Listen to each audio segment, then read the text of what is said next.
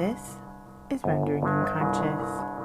My guest today is artist and visual anthropologist Ethan Clarke.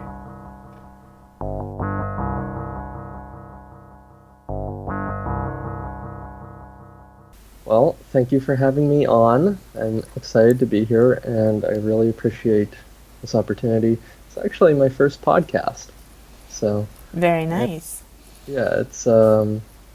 I'm expecting this will be pretty fun. For sure. And everyone's heard the last episode of the Rendering Unconscious podcast was your lecture from Rewriting the Future. So everyone will have heard that already. Awesome. Okay, so there is some context, and I know you put out a bio, but just a little background about myself for context.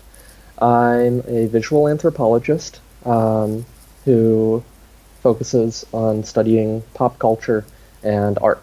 I'm particularly interested in art as it relates to conflict because we see these massive shifts in artistic movements as a result of conflicts. And generally, we can see the art made about a conflict or a war as a sort of processing mechanism for it. So in my presentation, I talked about the Vietnam War as a case study, and film specifically as it relates to it. But we also see that same process happening with movements like Expressionism in reaction to World War I, or Dadaism as well. With both of those, it was sort of a reaction to the absurdity of war, and with Expressionism, the raw emotion dredged up by such a horrific human tragedy. I'm an artist myself, and a lot of the art, I'm influenced by a lot of things, but one of my major fascinations, and I think influences, is World War I trench art. So the actual physical art that was produced in the trenches during World War I, because it's very raw, it's very impactful, it's not censored. And you see that with a lot of street art produced in the Middle East now, murals and that kind of thing. And not just there, you see that in other revolutions and wars too. So anyway, that's just a sort of narrative thread that I'm branching off of. I didn't even know that there was art produced in the trenches. Yeah, absolutely. I mean, it was, you have millions and millions of men going out to war and being drafted or volunteering, and a lot of them were artists.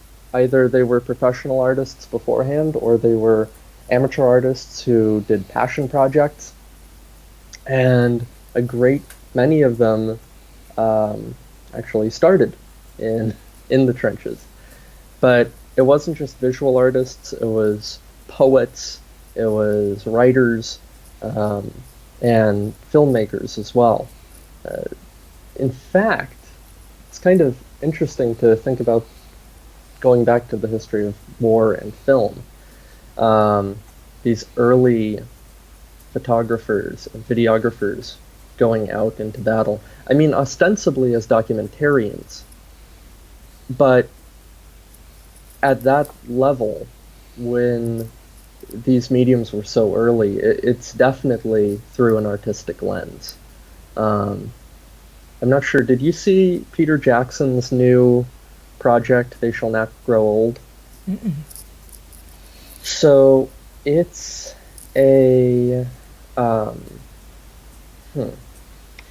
it's a loosely narrative film, but what he did, was team did, orchestrated the project. Wasn't him doing it all solo, but it uses footage and art from World War I, and he and his team went through and compiled it into a cohesive structure. And then they restored all of it. So they recolored everything. Well, I won't say recolored, because most of these weren't in color to begin with. They were either a sort of sepia tone or black and white. They colorized everything. And they also went ahead and added audio. And a lot of this was dubbed over. I don't think any of it was original audio, because they just didn't have that.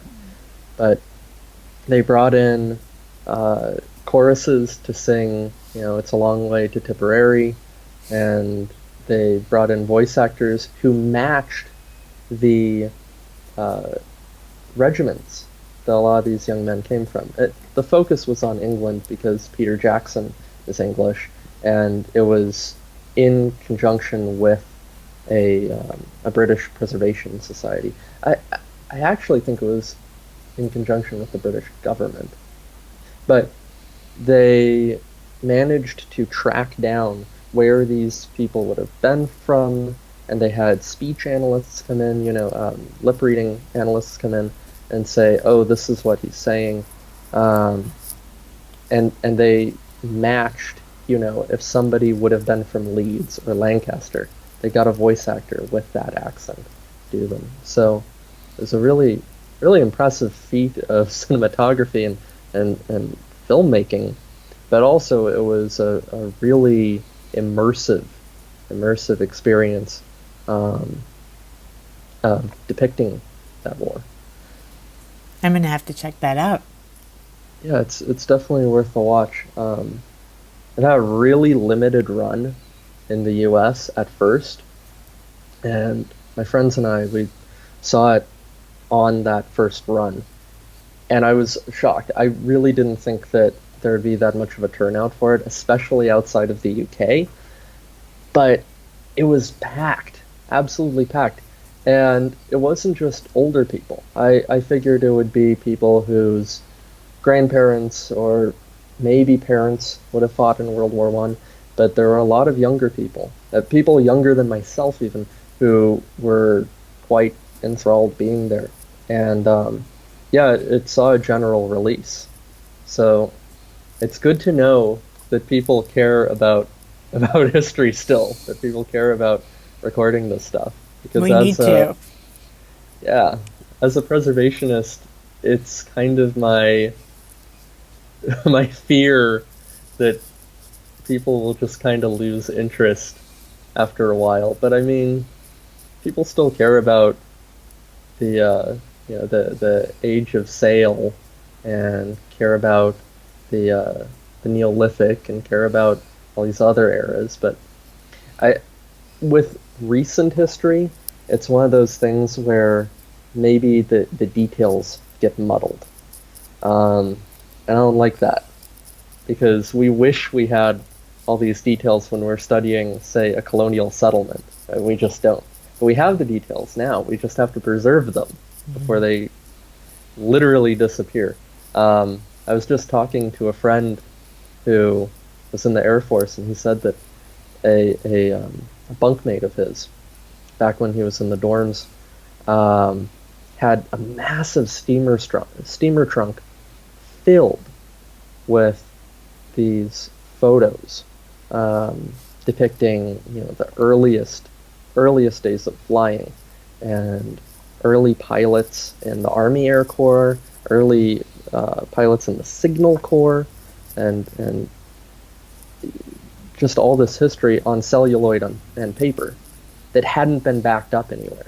And he kept saying, you have to turn this over to our archivists, because the Air Force, they have a big thing about archiving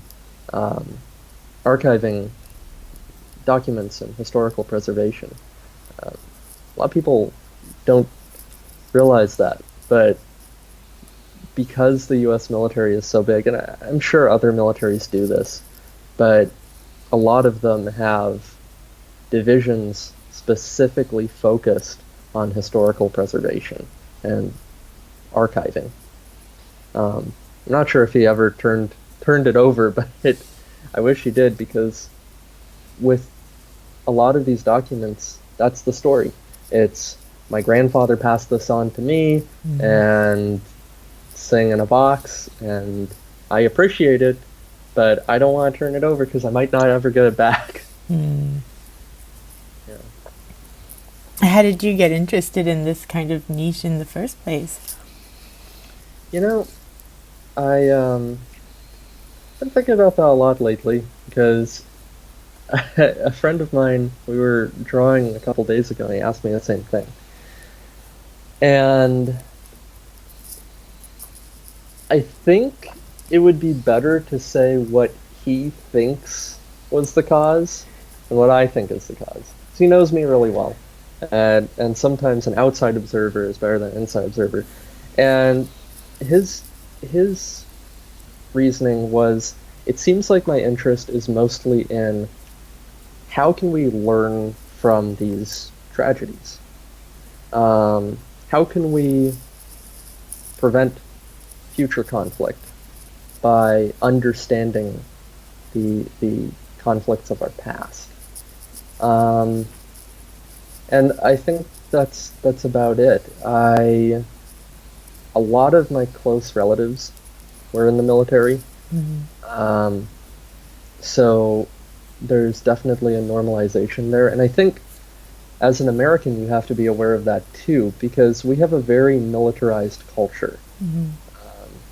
I remember we spoke in the past, and you said that after spending an extended period of time outside of the US, you realize just how inculcated our culture is with war and with the military. And of course, the majority of what they do isn't war, but that's their stated purpose. So I think maybe on a subconscious level, I was aware of that abnormality in American culture early on. And I was just fascinated by, why is this? Why is it that we've fetishized this other world? It's a little separate, a little disconnected from our reality, especially now. It wasn't as disconnected 60 years ago, 70 years ago. But it is now. Through modernity, we've become less connected to violence and to conflict, but it still comes up in these spots. Because when we were, on the frontier or in the savannas of Africa, I mean, we can go back to before we were even Homo sapiens, to what Homo erectus and Homo habilis were experiencing. Life is hard. Life is very brutal. There's that classic sort of tagline, life is suffering, with Buddhism. And what that means isn't that the be-all and end-all of existence should be to suffer. What it means is we should appreciate every step that we have away from the abject suffering of being alone in the woods with no clothes, with no one around you, having to chase down frogs to eat them, because that's life in its realist form. Humans are animals, and that's what animals deal with. But we've become separate from that. Through modernity, there's been a steady separation from the brutality of life.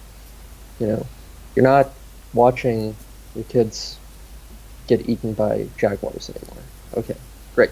You're not, you're not having to go to war with other humans over basic resources anymore. Great. You're now creating militaries to do the fighting. A further separation. You're now not even gutting fish or cleaning deer. You're just buying your meat from the store.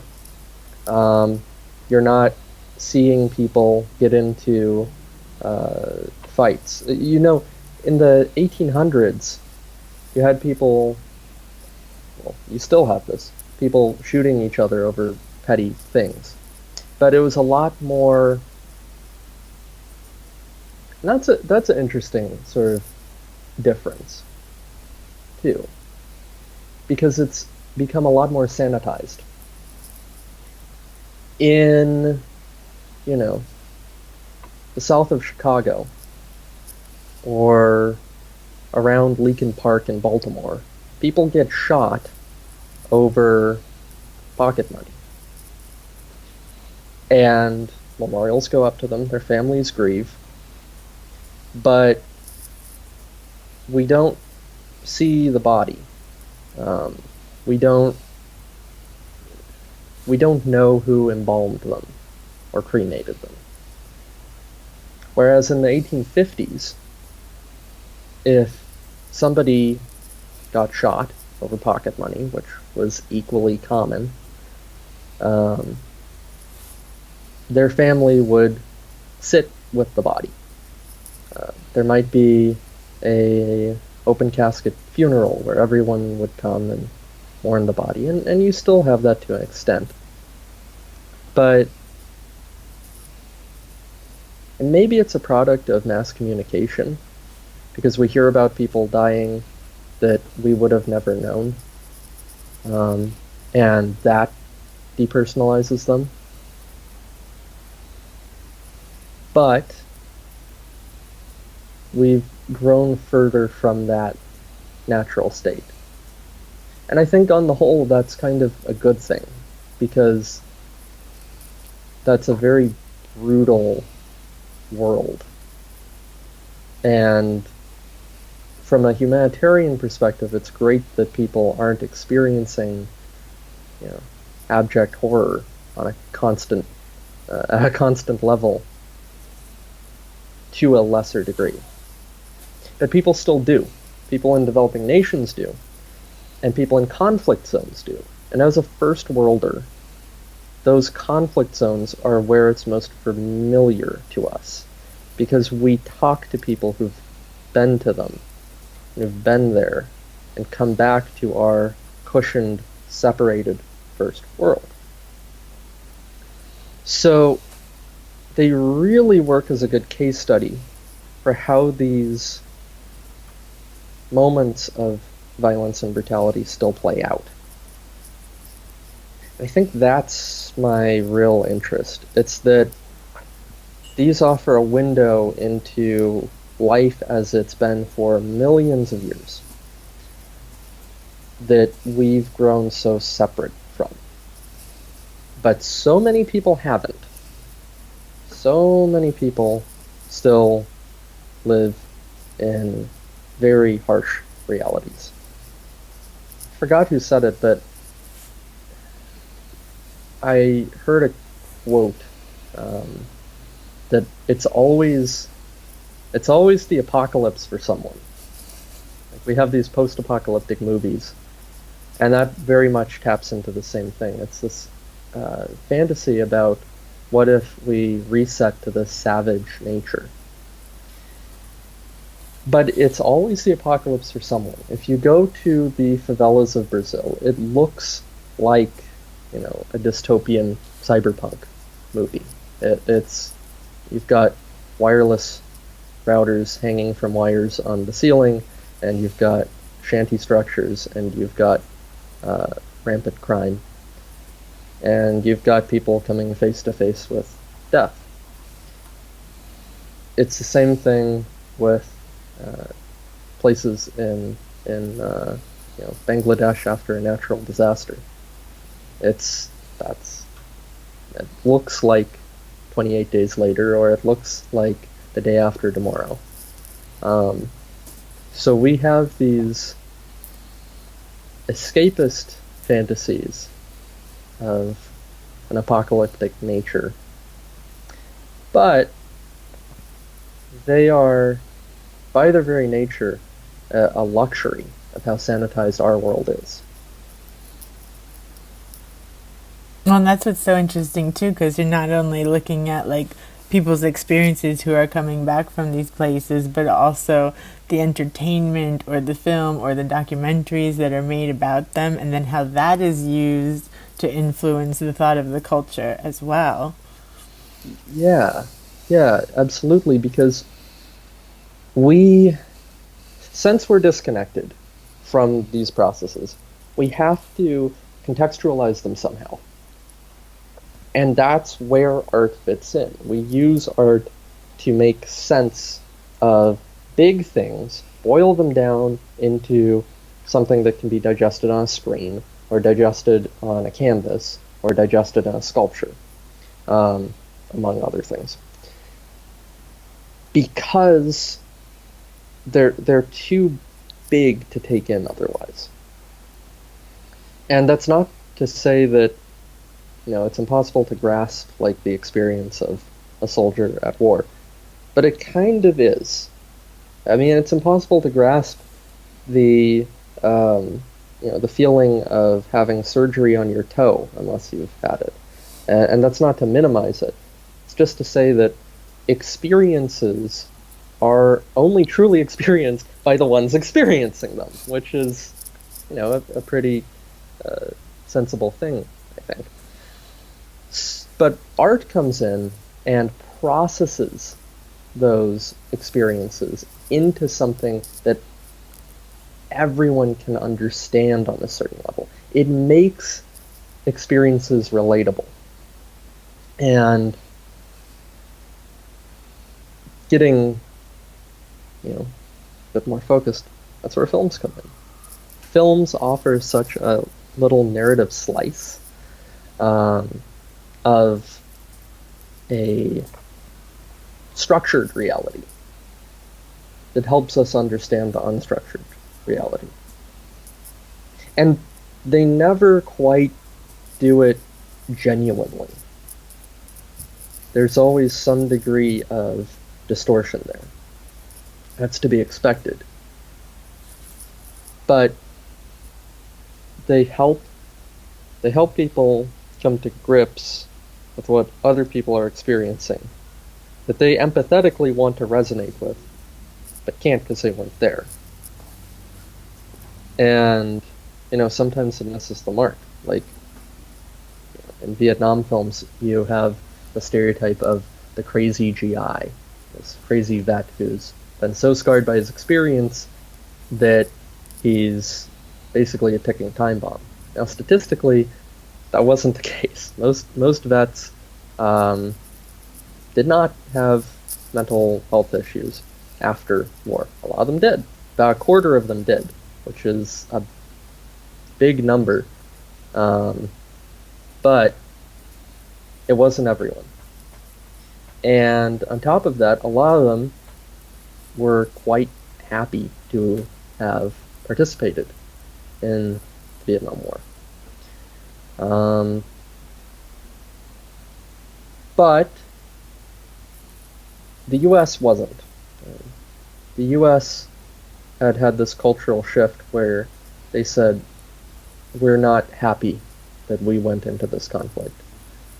So they created this sort of gestalt of the scarred veteran to basically become something onto which we, the American people, would project our fears and insecurities and scars about letting this war happen and letting men go off to and die and letting innumerable civilians die. It was more a reflection on the people consuming the media than the people depicted in it. I think that's always the case. I mean, if you look at old Western films, they always depict, this very simplified conflict between cowboys and Indians. It's always really cut and dry for the most part. Of course, you have a lot of a lot of explorations of the noble savage trope thrown in there. But for the most part, there's good guys and bad guys. Or later, there's black hats and white hats. There's the good cowboys who work for the sheriff, and the bad cowboys who work for the land grabber who is trying to set up oil fields or buy up everyone's cattle. Of course, a lot of those films came out in the late 60s, early 70s, when corporatization was a real fear for the American people, where you had the government seizing people's homes to build highways, and you had corporations buying up land en masse, buying up farms. So it was a reflection of that. And those earlier films were, of course, a reflection of wanting to kind of whitewash over tragic history. It's a whole lot easier to say there's cowboys and Indians, good guys and bad guys, versus there were settlers who were starving and didn't know what they were getting into, who came in contact with a culture that they didn't understand, but was familiar with them, who was also very upset about their land being taken, and the settlers felt they were entitled to their land, and the Native Americans felt that they had every right to their land, and they butted heads until conflict came, and then the military came in to orchestrate a grand-scale ethnic cleansing. That's a lot harder to condense into a film. But we have seen that recently, relatively recently. Starting in like the, let's say, early 90s, you started seeing films depict that more. And of course, those were coping mechanisms for us as Americans, sort of coming to terms with a collective history. And you tend to see that with most movies. It's really interesting now to see the media coming out regarding the wars in Iraq and Afghanistan. It followed a similar pattern to a lot of the Vietnam War films. And I think that's because the Vietnam War became so emblematic of a conflict in a foreign land against an insurgent group where we're in sort of a stalemate. And we gain ground, but then we lose ground. The population is with us, but they're against us. And it became sort of an allegory. You hear about every country's Vietnam. Malaysia was Britain's Vietnam. Algeria was France's Vietnam, right? And Afghanistan was Russia's Vietnam. And then you hear politicians, while the conflicts were still going on, saying that Afghanistan or Iraq was America's second Vietnam. A lot of films reflect that sort of feeling, but there's a different energy to them. Did you ever see Generation Kill? It was this miniseries produced by HBO, and it was based on a real... Hang on, let me pull up a little reference. It was based on a real book.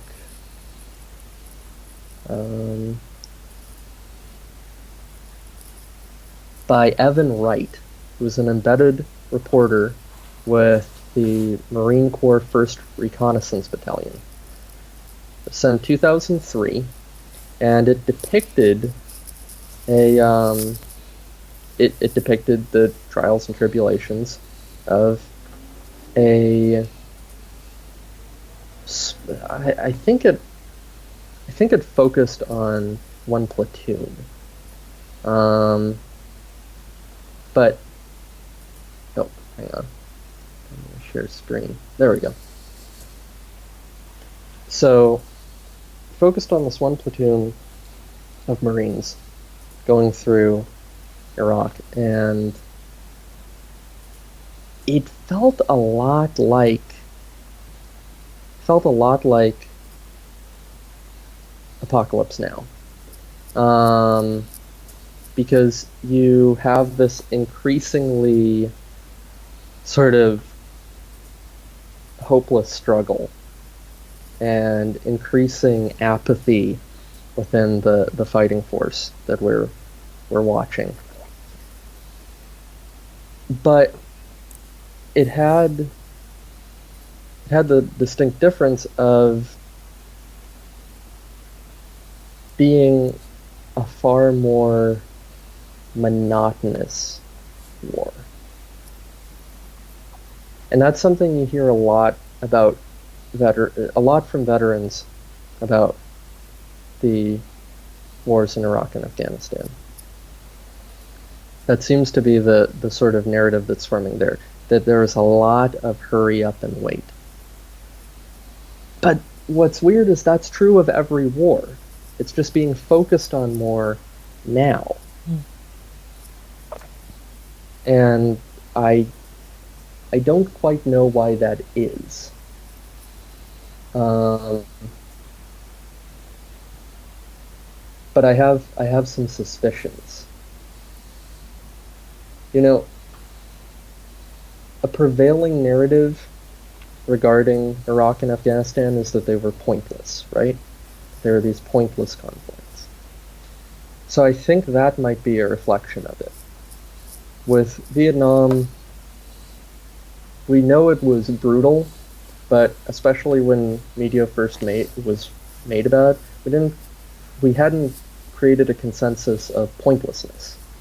So there was still a lot of conflict depicted. And these films depicting modern war, it's sort of the character drama and the desperation first, and the combat second. And you see that with Jarhead too. Jarhead, though, was, I just want to double check on this, that was about the first Iraq War.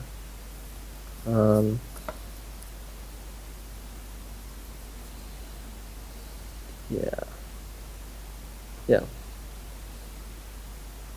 But it's a similar sort of feeling that you're just kind of there.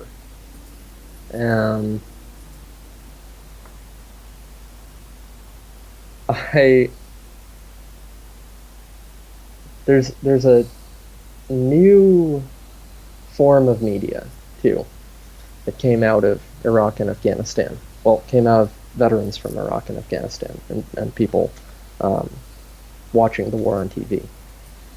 And it's these short video clips, normally on YouTube, sometimes on LiveLeak, where it's combat footage set to music. And they served early on. Now, these were being produced right after we went into Afghanistan. Basically, people saw new technology. You had video sharing. Now, YouTube wasn't available until, I want to say, 2006, around there. But you still had video editing technology, right? And you could still sort of spread these short videos set to music really fast. So they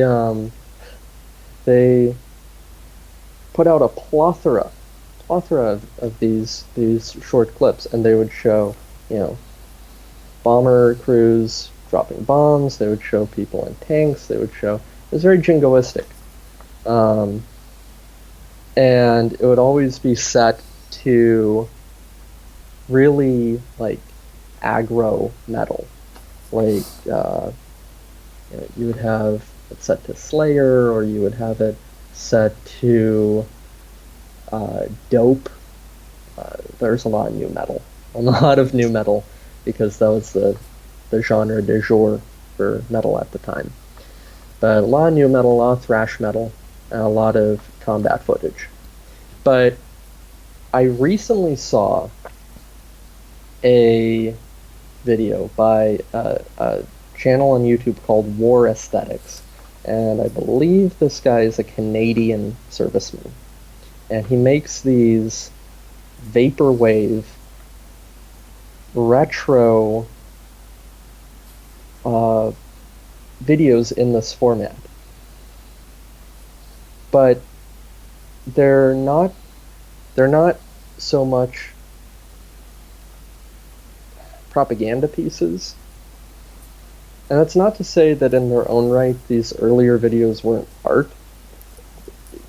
They just were art with a purpose of spreading propaganda. And propaganda isn't necessarily a bad thing. It's kind of become a bad word, but it's spreading your specific ideology through art or through a marketing campaign of sorts. It's a neutral thing. But these were propaganda. This, though, is much more introspective art. So the video I'm thinking of specifically is just called, I believe it's just called Iraq 2003. And it's just grainy videotape footage of soldiers doing very mundane things. Like, you do see them in combat.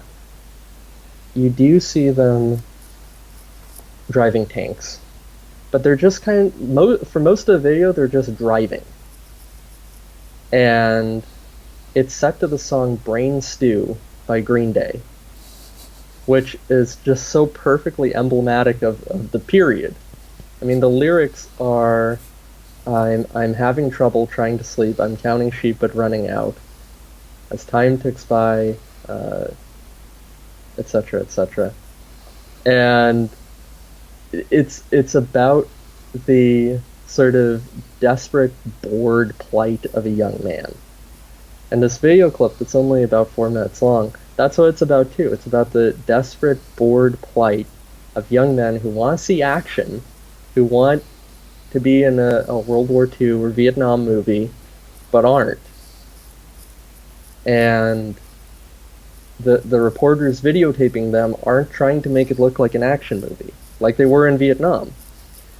They're just videotaping what they're seeing, which is a bunch of guys driving in Humvees.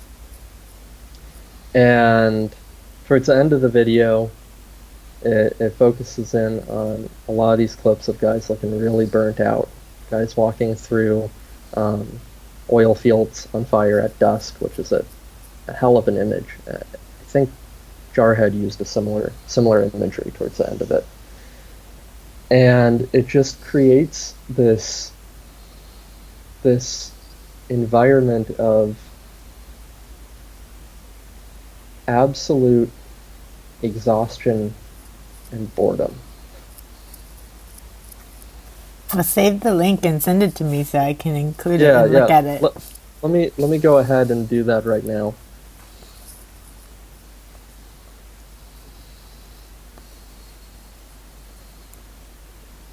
Oh no, it's just called 2003.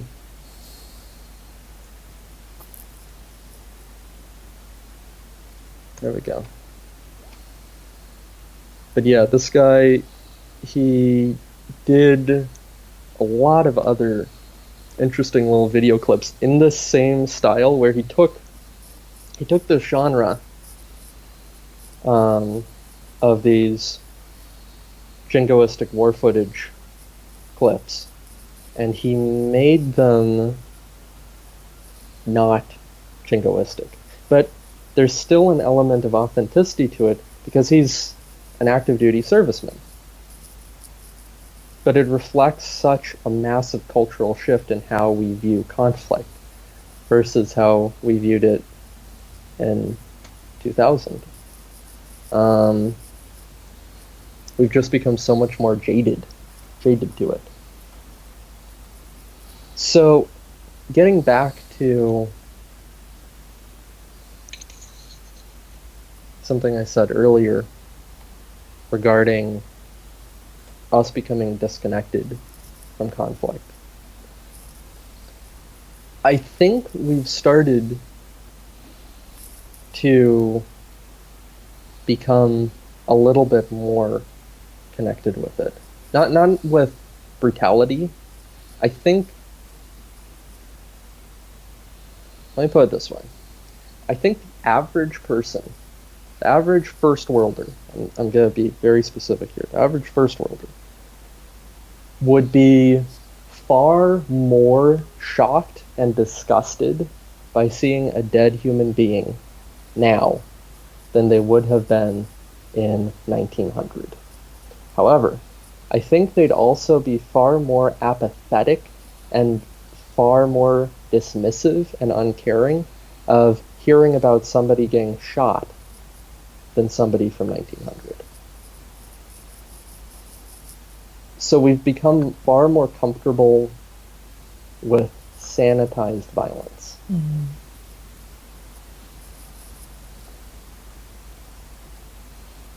A lot of it has to do with the proliferation of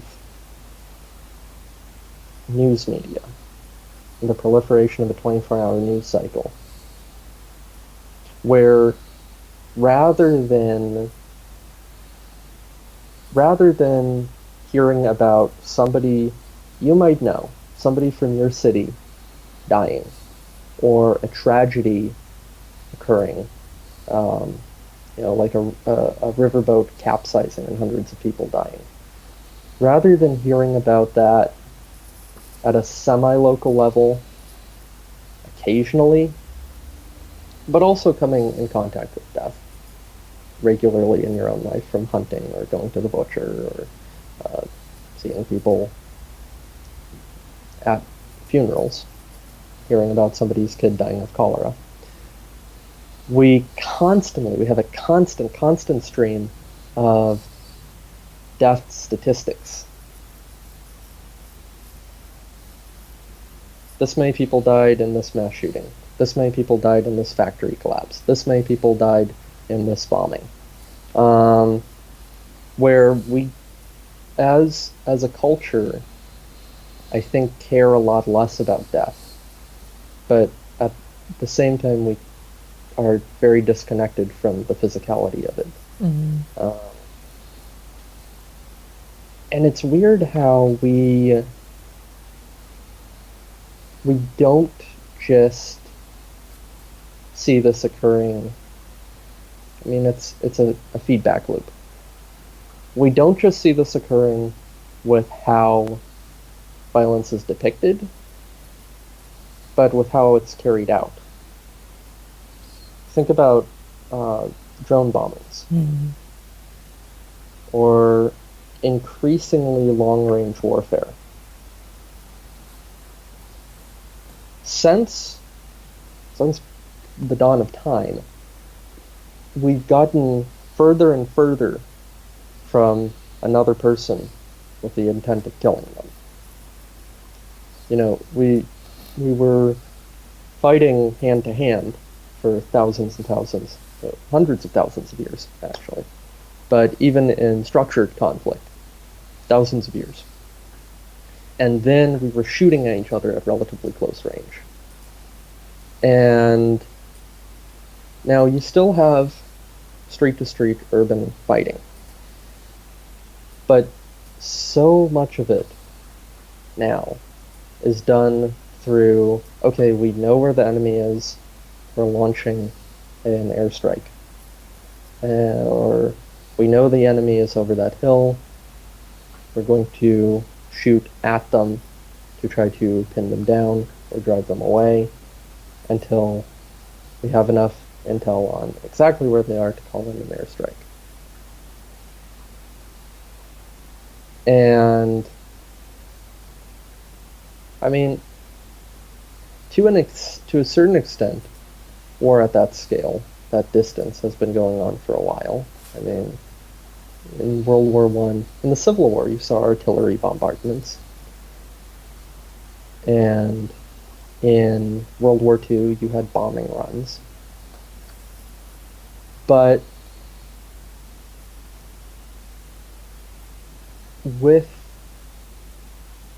without exception,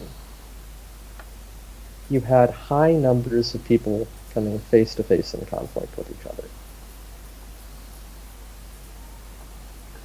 And you don't see that to the same degree as much anymore. Even in like militia to militia combat. You do have street to street fighting, but a lot of it is technical trucks with mounted guns firing over a hill at each other. And maybe it's hard to get excited about that. Maybe that's why the modern narrative of war in highbrow, pseudo-highbrow media it's boring. You push a button and somebody dies. Yeah, maybe the apathy reflects that detachment. Yeah. I think it does. You push a button and somebody dies. You go to the store to get your meat. You watch a jury sentence somebody to die in 50 years from a fentanyl overdose. There's an extreme degree of detachment to violence now. But at the same time, then, when they do order these strikes, they have this much bigger range of, like, civilian casualty potential. Because it isn't so, like, hand-to-hand. It's just like, oh, oops, we bombed the wrong area, you know? Yeah, it's not targeted anymore with as much specificity.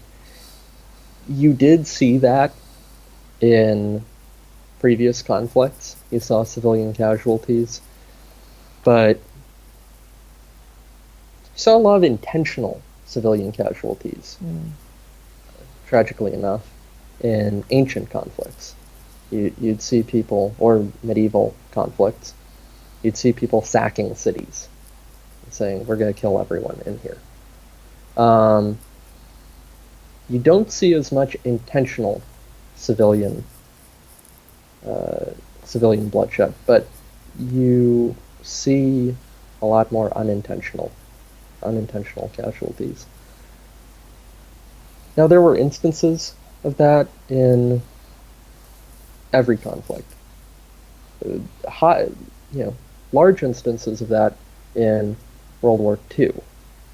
You had the Germans bombing the absolute hell out of England, and you had the U.S. firebombing Dresden, and you had the nuclear bombs being dropped on Hiroshima and Nagasaki. But in all of those cases, you were dealing with sort of acceptable civilian losses, where it was kind of factored in, which is pretty horrific in its own right. That somebody, 200,000 miles away could say, "Well, you don't matter that much, so you're going to die to weaken the nation you happen to be associated with."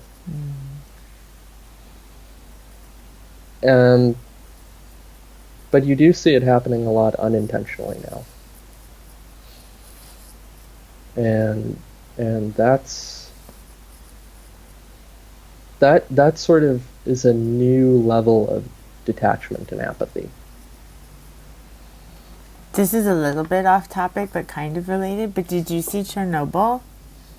I didn't. Everyone asks me that. Oh, you have to watch it. I'm really, really interested in the Cold War, and I'm really interested in Soviet states, and I'm interested in Chernobyl itself. I've read a lot about it, but I haven't seen the series because I just haven't had time. and I would love to. It sometimes is a bit hard for me to watch like miniseries. I am very engaged when I read, and I like documentaries and movies because they're they're fast. But it makes me feel um, somewhat unproductive when I'm watching, like binge watching a series. Even if it's something that I'm really interested in, You and have even to if it's watch something it. useful. It's only 4 So episodes, and it's Carl's only four friend's episodes? yeah, it's only 4 episodes, and Carl's friend's the director. Oh my God. Okay, So we have a well, personal connection, and you have to watch it. I do have to watch it. And I really want to watch it because I know it's good, but it's just hard talking myself into focusing on a screen multiple times when I'm not interacting with it. I love gaming, but there I get the satisfaction of interacting with the screen. And like I said, I love movies because I know there's um, a short-term commitment to staring at the screen and not messing around, reading something or drawing something or mucking about with something totally different.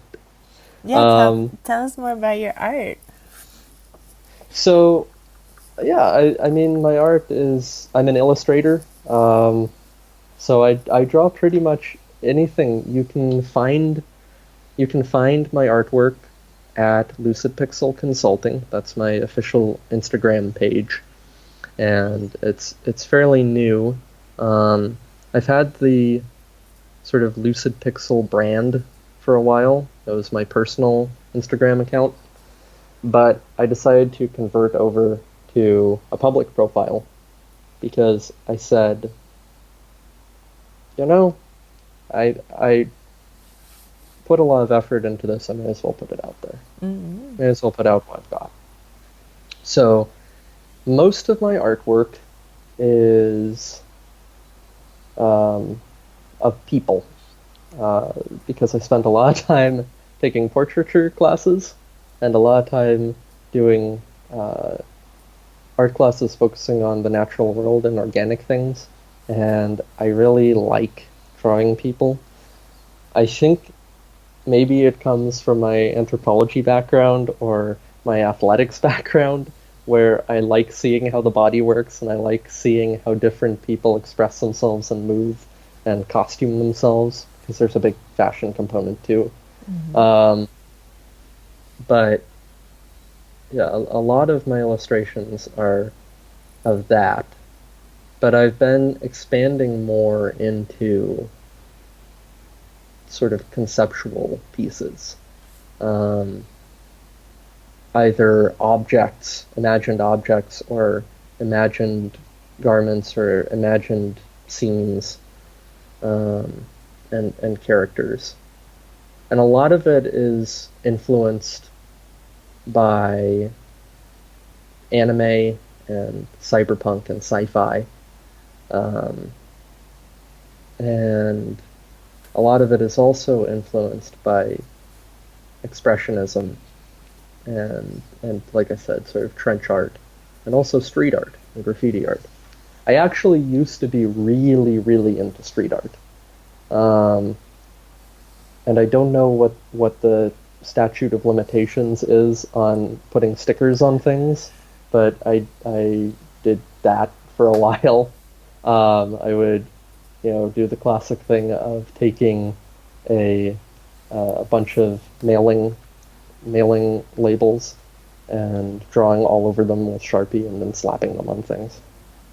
But I was really, really into street art when I was younger, and I think that's carried over into my artwork now because it still has a sort of frenetic feeling. What it taught me to do is communicate stuff fast and effectively. Because with street art, you have to be able to either set it up fast or create it from scratch fast, relatively fast. You can't spend 9 hours on something. Yeah, don't hesitate. Yeah. So it taught me to embrace being aggressive in my process and being, decisive in my process. One of my early art teachers, he said to me, if you can keep up this pace of productivity, you can do this professionally. And I didn't for a while. But I'm trying to now. So what are you working on now? What are your plans for the future? Or anything else that you want to make sure to mention?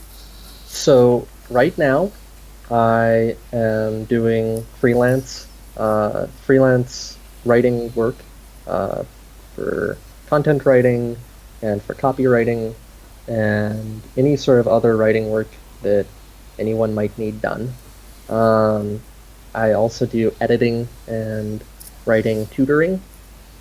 So contact me either contact me through my Instagram at Lucid Pixel Consulting for that. Right now, as far as a career move goes, I am very interested in museum work. I've always wanted to work at a museum or gallery, and I have yet to. I have worked as an intern in a bone archive and collection, which was really, really fun. But other than that, I haven't gotten a chance to work in a gallery or museum environment, and I really, really want to.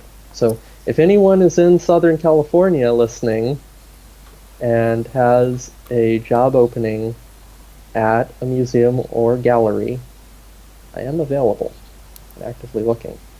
And I can vouch for him. Thanks. I appreciate that. I have a pretty heavy mix of anthro and art and design background, plus a lot of sales experience and sort of public relations experience and some of my previous less glamorous academic work. So if you need somebody to help with donor funds or help with curation, I could do either. I'd be happy to be in that environment. So that's my career move. And otherwise, I'm pretty focused on art and freelance consulting and freelance writing and fitness. I've been very, very into weightlifting and taekwondo, and I don't think that's going anywhere. So that's pretty much where I'm at developmentally. Great. Well, it's been really fun talking to you. Yeah. Thank you for having me on. I really, really enjoyed this. It was fun being able to get some of these ideas out into the ether. And if you want to follow my work, you know where to find it. Yeah, I'll put all the links in the text. And after you watch Chernobyl, we'll have you back on because I want to hear what you think about it. Awesome. Okay, so I have work then. I'll look into it, and 4 episodes shouldn't be hard to bang out. It's worth it.